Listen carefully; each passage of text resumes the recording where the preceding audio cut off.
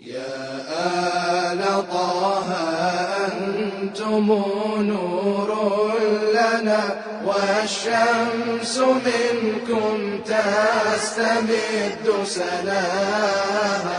الخير كل الخير عند ولائكم وبكم نجاة النفس حين رداها. نفسي تسلم للنبي ولاها، المصطفى المبعوث من علياها. ولمن بحقه هل أتى قد نازلت وبخيبر تشهد له قتلاها. ولفاطم الطهر التي قد أفطمت عن الأذى والنار موالاها. ولشبل حيدرة الإمام المجتبى كل الخلائق جوده غطاها. ولمن بكته الجن والإنس ومن ناحت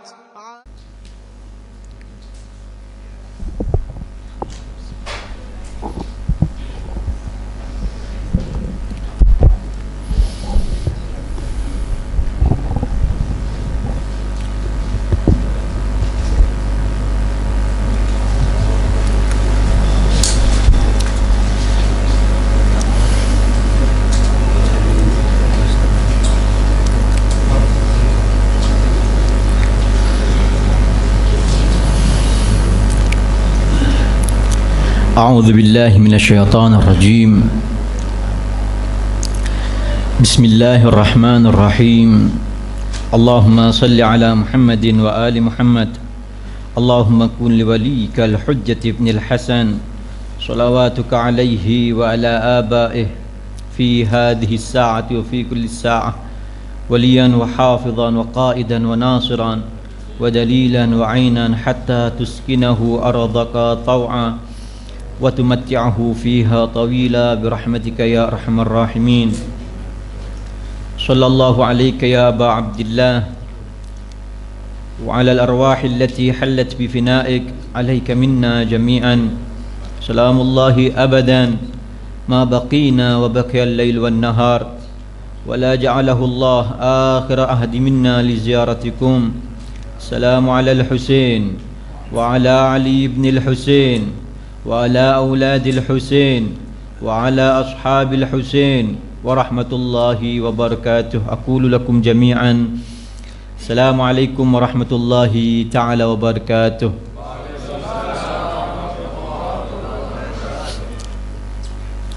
قال الله تعالى في القرآن الكريم: أعوذ بالله من الشيطان الرجيم.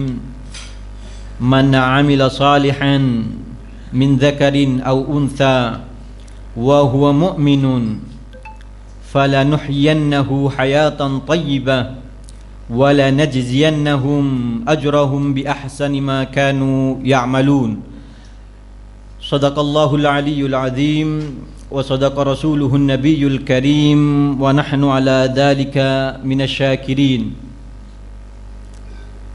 Para hadirin, kita semua menginginkan kehidupan yang baik, kehidupan yang sesuai dengan ajaran Allah Subhanahu wa taala dan aturan Allah Subhanahu wa taala. Oleh karenanya, ketika Al-Qur'an berbicara tentang kehidupan yang baik, maka kehidupan ini tidak bisa kita dapatkan hanya dengan sebuah keinginan atau cita-cita. Kehidupan yang baik ini harus ada yang namanya perbuatan, sehingga kehidupan yang baik ini bisa kita capai. Namun untuk mencapai kehidupan yang baik menurut Al-Quran, bukan menurut kita, bukan menurut syahwat kita, bukan menurut hawa nafsu kita. Kehidupan yang baik ini memiliki aturan, memiliki syarat, sehingga jika syarat ini kita penuhi, insya Allah kita akan mendapatkan kehidupan yang baik. Kehidupan yang baik ini para hadirin juga termasuk tujuan diutusnya para nabi dan para rasul.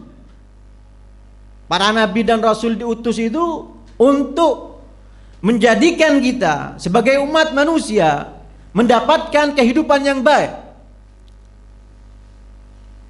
Oleh karenanya Al-Imam Ali alaihissalam di dalam Nahjul Balaghah menyebutkan 6 poin. Jika 6 poin ini bisa kita lakukan, kita akan mendapatkan kehidupan yang baik menurut Al-Quran. Apa aja 6 poin itu?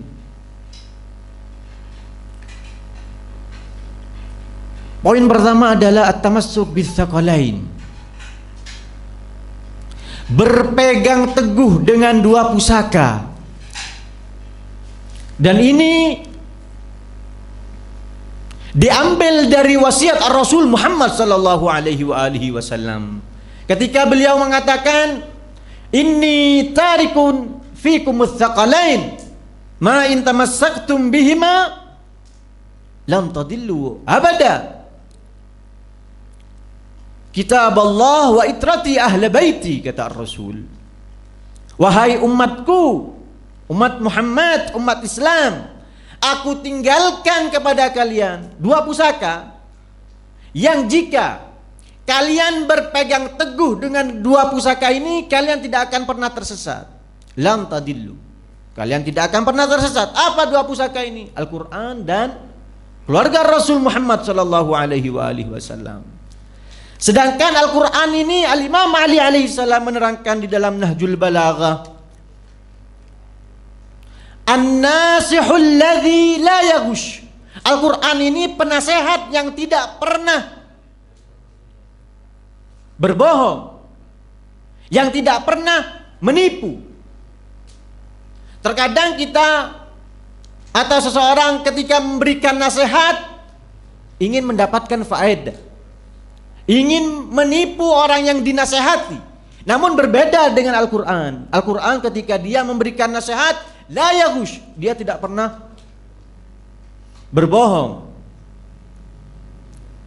Wal hadil ladzi la yudil. Selain Al-Quran menjadi penasehat, dia juga menjadi petunjuk. Dan petunjuk Al-Quran tidak pernah membuat kita tersesat. Oleh karenanya Ar-Rasul menyuruh kita semua untuk berpegang teguh kepada Al-Quran. Kenapa? Al-hadil ladzi la yudil. Al-Quran adalah petunjuk yang tidak pernah menyesatkan.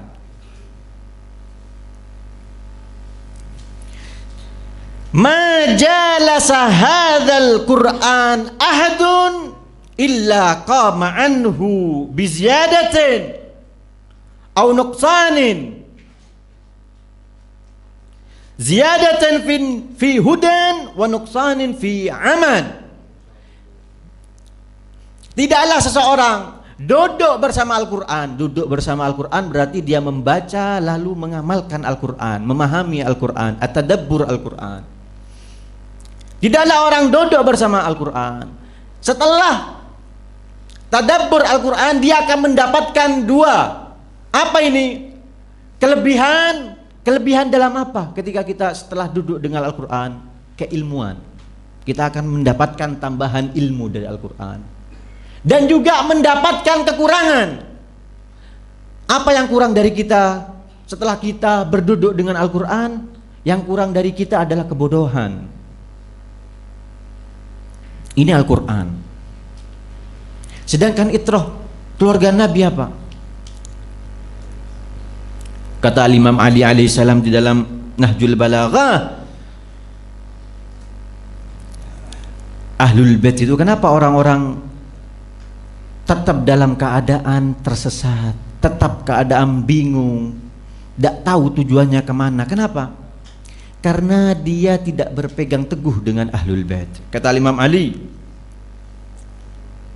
fa aina yutahu bikum bal kaifa ta'mahun wa bainakum itrata nabiikum wa bainakum itratu nabiikum. Kata Imam Ali, bagaimana kalian ini masih bingung, masih tidak tahu arah, sedangkan di antara kalian, kata Imam Ali, ada keluarga nabimu. Jika kalian berpegang teguh dengan keluarga nabimu, maka kalian tidak akan kebingungan. Namun kenapa kalian tinggalkan nabimu ini, keluarga nabimu ini? Oleh karenanya Ar-Rasul memerintahkan kita, menyuruh kita untuk apa? Berpegang teguh dengan dua pusaka, Al-Quran dan keluarga Rasul Muhammad SAW. Dan jika kita berpegang teguh dengan dua pusaka ini, insya Allah kita tidak akan tersesat, kita tidak akan kebingungan, dan kita akan mendapatkan kehidupan yang baik sesuai Al-Quran. Itu poin pertama. Poin kedua yang harus kita amalkan agar kehidupan yang baik ini bisa kita capai adalah kita harus berjalan dalam kita harus berjalan dalam jalan yang jelas. Maksudnya apa para hadirin? Ketika Ar-Rasul dan Al-Imam Ali alaihi salam sudah menjelaskan cara untuk mendapatkan jalan yang jelas ini dengan apa? Dengan Al-Quran dan keluarga Nabi. Untuk mendapatkan jalan yang jelas ini kita harus lewat Al-Quran dan Nabi. Sehingga untuk kita berjalan di jalan yang jelas, jalan yang lurus, kita harus ikut Nabi dan keluarga Nabi dan Al-Quran. Itu perintah Imam Ali alaihissalam. Sehingga ketika kita berada di jalan yang jelas ini, kita akan mendapatkan apa? Kehidupan yang baik menurut Al-Quran. Falanuhyiyannahu hayatan thayyibah.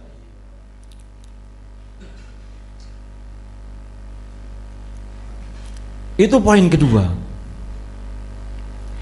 Poin ketiga para hadirin adalah al-ubudiyah, penghambaan kepada Allah Subhanahu wa taala. Maksudnya penghambaan apa? Kita selama hidup di dunia ini harus selalu ikut aturannya Allah Subhanahu wa taala. Penghambaan itu dalam kata lain kita menjalankan perintah Allah Subhanahu wa taala dan meninggalkan larangan Allah Subhanahu wa taala. Itu penghambaan kepada Allah Subhanahu wa taala. Sehingga di dalam perkataan yang lain ketika Imam Ali alaihissalam berkata kepada Malik al-Ashtar, apa kata beliau? Falyakun ahabbad dakhair ilaik dakharitul amali as-salih, kata Imam Ali. Jadikanlah perbuatan yang baik ini, perbuatan baik berarti perbuatan yang sesuai dengan Allah Subhanahu wa taala. Perbuatan yang sesuai dengan aturan Allah Subhanahu wa taala. Jadikan perbuatan yang baik ini lebih kalian cintai. Untuk apa? Untuk dijadikan bekal kelak di akhirat.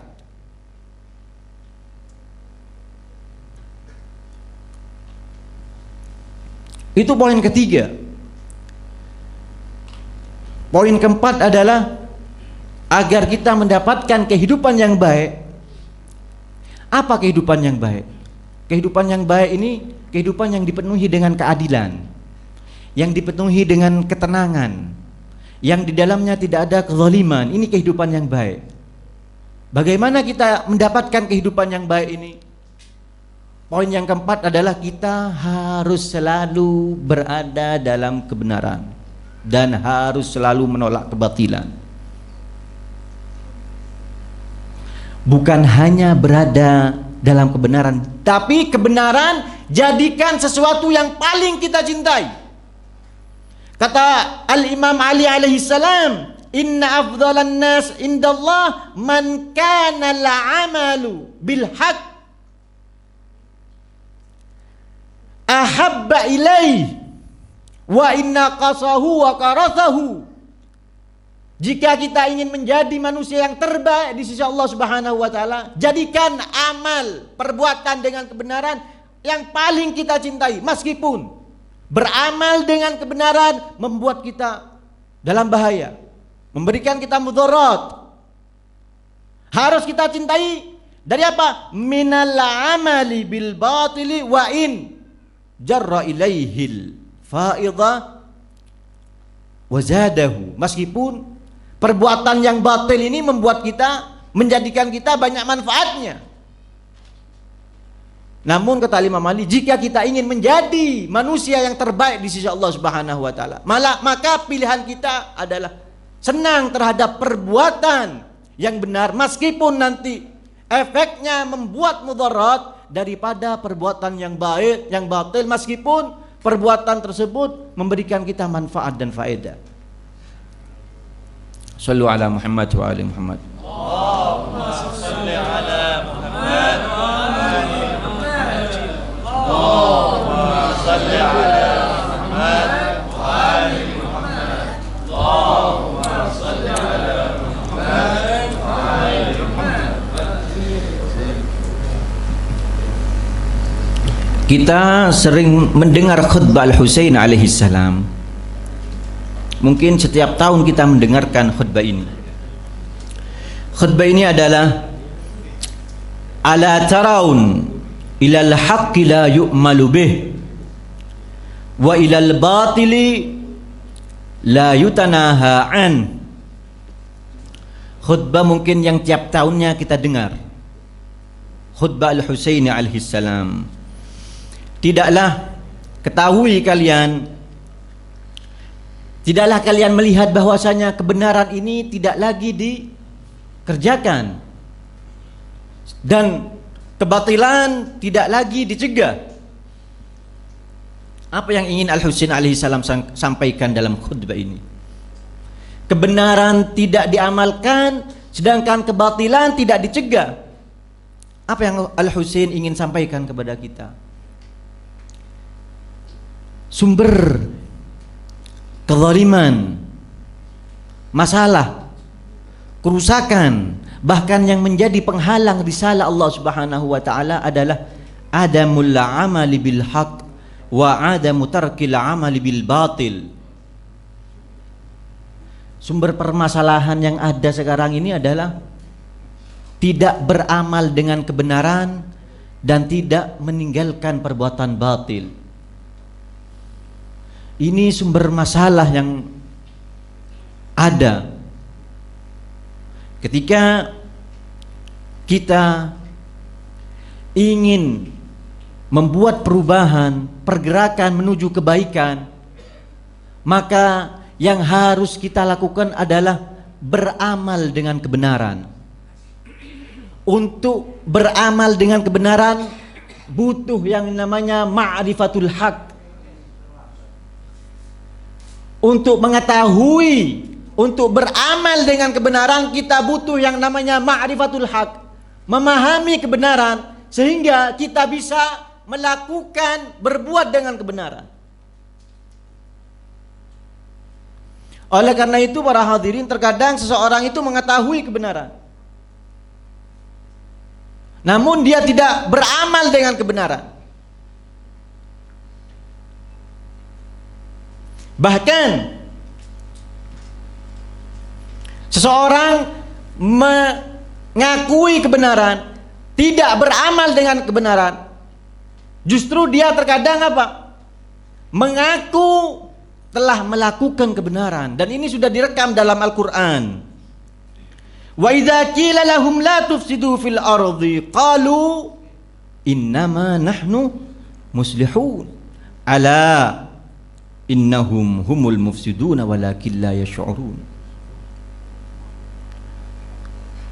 Orang-orang kafir ini terkadang dia mengaku telah melakukan perbuatan yang benar, perbuatan yang baik, namun kenyataannya yang dia lakukan adalah perbuatan yang buruk. Ala, kata Allah Subhanahu wa taala, innahum humul mufsidun. Ketahuilah, yang mereka klaim itu sebenarnya keburukan. Namun mereka tidak merasakan itu. Penting dalam kehidupan kita untuk selalu beramal dengan kebaikan. Oleh karena itu para hadirin, kelak di akhirat, di neraka, orang-orang ahli neraka itu ketika mereka meminta kepada Allah Subhanahu wa taala untuk kembali ke dunia, apa yang dia inginkan? Mereka menginginkan berbuat baik. Wahum yastarikhuna fiha rabbana akhrijna na'mal salihan ghairal ladzi kunna na'mal. Ya Allah, kembalikan aku di dunia, ke dunia. Untuk apa? Untuk beramal baik. Berarti apa? Sebab dia masuk neraka apa? Tidak beramal dengan kebaikan atau kebenaran. Yang mereka minta untuk kembali ke dunia bukan untuk mengetahui kebenaran, tapi apa? Agar supaya ketika kembali ke dunia dia melakukan perbuatan baik. Oleh karenanya ayatnya mengatakan apa? Mana amila salihan min dzakarin au untha. Ayatnya tidak mengatakan man qala salihan au man arifa salihan, agar tujuan kehidupan yang baik ini tercapai. Al-Quran tidak mengatakan barang siapa yang mengetahui kebenaran atau mengetahui kebaikan, saya akan hidupkan dia dalam kehidupan yang baik. Al-Quran tidak mengatakan seperti itu. Namun yang Al-Quran katakan adalah mana amila, barang siapa yang berbuat dengan kebaikan, maka saya akan hidupkan dia dalam kehidupan yang baik. Itu poin yang keempat dari Al-Imam Ali alaihissalam, agar supaya kita mendapatkan kehidupan yang baik. Poin yang kelima adalah kita harus selalu melakukan hal-hal yang baik dan meninggalkan hal-hal yang buruk. Apa hal-hal yang baik dan apa hal-hal yang buruk? Kata Imam Ali alaihissalam ketika menjelaskan tentang perbuat kebaikan dan keburukan itu apa? Ma khairun bi khairin ba'dahun nar wa ma syarrun bi syarrin ba'dahul jannah wa kullu na'imin dunal jannati mahqur wa kullu bala'in dunan nar afiyah. Kata Imam Ali alaihissalam, kebaikan itu adalah sesuatu yang membuat kita masuk surganya Allah Subhanahu wa taala. Jika kesehatan, kekayaan membuat kita masuk surga Allah Subhanahu wa taala, maka itu kebaikan. Namun jika kesehatan, kebaikan, kedudukan ini membuat kita masuk nerakanya Allah Subhanahu wa taala, maka ini keburukan, kata Imam Ali alaihissalam. Wa ma syarrun bi syarrin ba'dahun nar. Jika kemiskinan, sakit membuat kita masuk surganya Allah Subhanahu wa taala, maka itu bukan sesuatu yang buruk, kata Imam Ali, namun itu sesuatu yang baik. Namun jika kemiskinan atau sakit itu membuat kita masuk nerakanya Allah Subhanahu wa taala, maka itu sesuatu yang buruk. Sehingga apa kata Imam Ali? Wa kullu na'imin dunal jannah. Setiap nikmat yang tidak bisa mengantarkan kita kepada surga Allah Subhanahu wa taala mahqur, hina. Setiap nikmat yang tidak bisa mengantarkan kita kepada Allah Subhanahu wa taala mahqur, hina.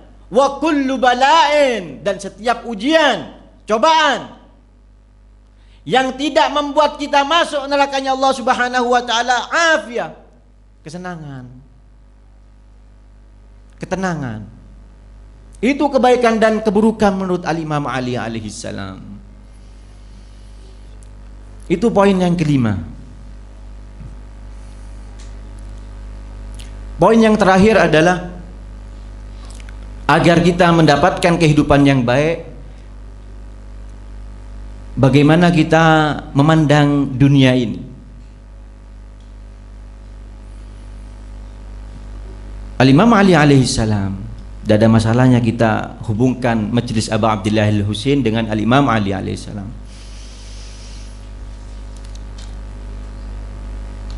Ketika memandang dunia ini bagaimana Al-Imam Ali alaihi salam?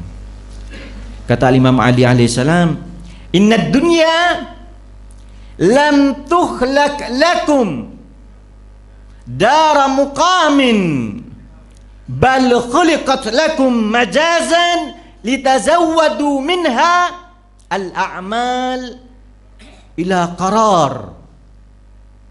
Kata Imam Ali, kalian ini, manusia ini tidak diciptakan untuk dunia ini, untuk kekal di dalamnya. Namun kata Imam Ali, dunia ini diciptakan untuk kalian sebagai apa? Jembatan, penghubung antara alamul arham ila alamul akhirah. Penghubung, jembatan dari alam rahim menuju alam akhirat.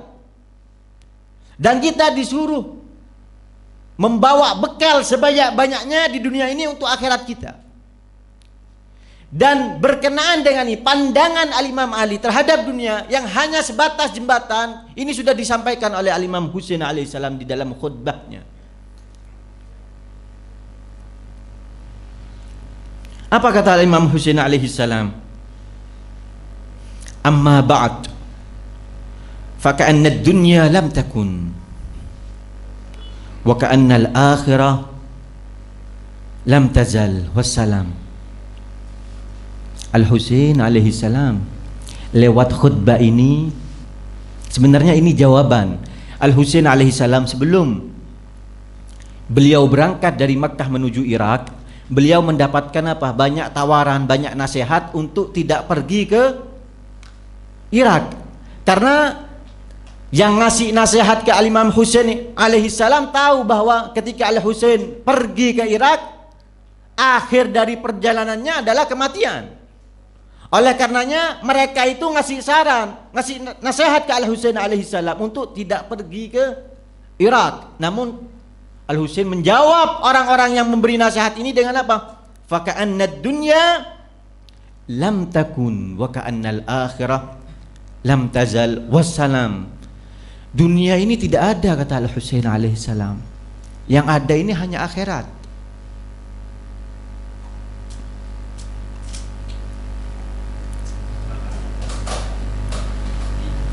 Al-Husain lewat khutbah ini ingin menjelaskan bahwasanya tujuan pergerakan beliau alaihi salam bukan urusan duniawi dan tidak ada kaitannya dengan urusan duniawi. Yang Al-Husain alaihi salam inginkan adalah tujuan akhiratnya, menjaga agar agama Ar-Rasul, agama yang dibawa oleh Ar-Rasul Muhammad sallallahu alaihi wasallam tetap ada. Al-Husain memandang perjalanannya itu bukan urusan duniawi, karena dunia ini hanya sebatas apa? Jembatan. Dan dunia ini dalam Al-Quran disifati dengan apa dunia ini? Wa ma hadhil hayatud dunya illa lahwun wa la'ibun wa innad daral akhirata lahiyal hayawan law kanu ya'lamun. Dunia ini, kata Al-Quran, dan ini sesuai dengan pemahaman Al-Husain dan Al-Imam Ali alaihissalam mengenai dunia, pandangannya terhadap dunia ini. Al-Quran mengatakan apa? Dunia ini darul la'ib wallahu, permainan dan sesuatu yang apa? Membuat kita lalai. Maksud permainan di sini apa? Permainan di sini khayalan.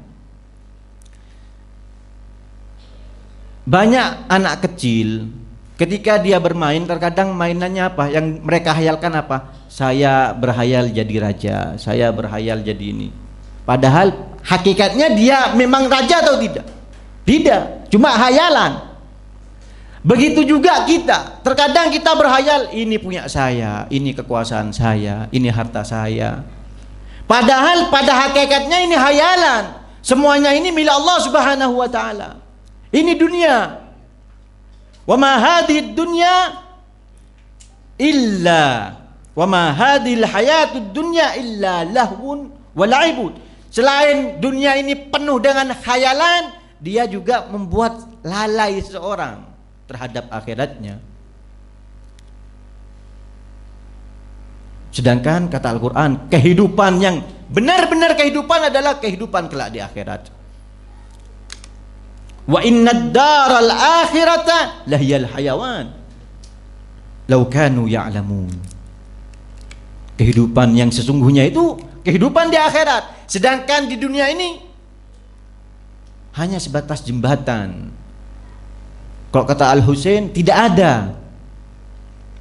Kalau menurut Al-Quran, kehidupan di dunia ini adalah kehidupan yang main-main, yang penuh dengan khayalan, tipu daya dan lain sebagainya.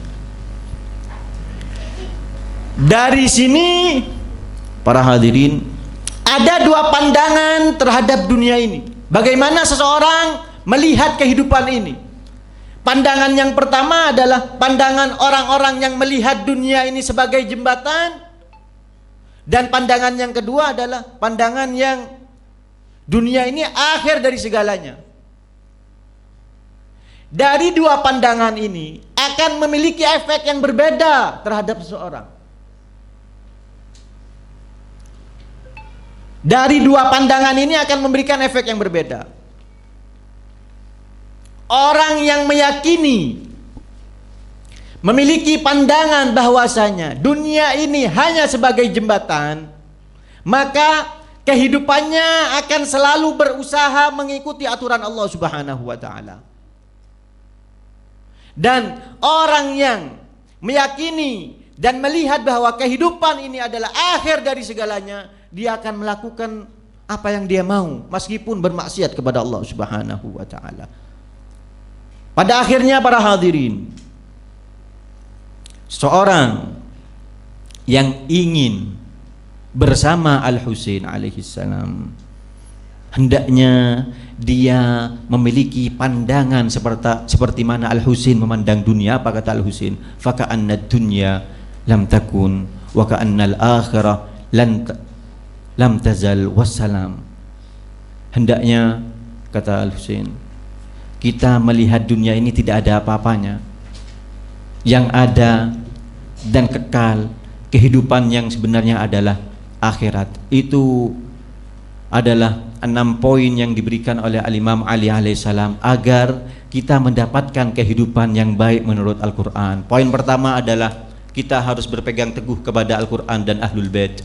Yang kedua, harus berjalan di jalan yang benar, jalan yang jelas. Jalan yang jelas apa? Jalan yang jelas adalah jalannya Ahlul Bait dan Al-Quran. Yang ketiga, kita harus selalu melakukan perbuatan yang benar dan selalu mengingkari kebatilan. Yang keempat, kita harus selalu menjadi hamba Allah Subhanahu wa taala. Apa maksud dari penghambaan? Penghambaan harus sesuai dengan aturan Allah Subhanahu wa taala, menjalankan perintah Allah dan menjauhi larangan Allah Subhanahu wa taala. Yang kelima, kita harus selalu melakukan hal-hal yang baik dan meninggalkan hal-hal yang buruk. Apa hal-hal yang baik? Hal-hal yang baik adalah sesuatu yang membuat kita masuk surga Allah Subhanahu wa taala, dan hal-hal yang buruk adalah sesuatu yang membuat kita masuk ke neraka Allah Subhanahu wa taala. Dan yang terakhir, poin terakhir adalah bagaimana kita memandang dunia ini. Selama kita ingin bersama Al-Husain, seharusnya kita harus memiliki pandangan yang sama seperti Al-Husain. Bagaimana Al-Husain memandang dunia?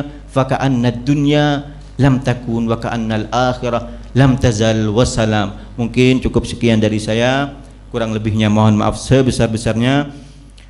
Ja'alanallahu wa iyyakum mimma yastami'ul qawl fayattabi' ma ahsanah. Qulu lakum jami'an. Assalamualaikum warahmatullahi taala wabarakatuh.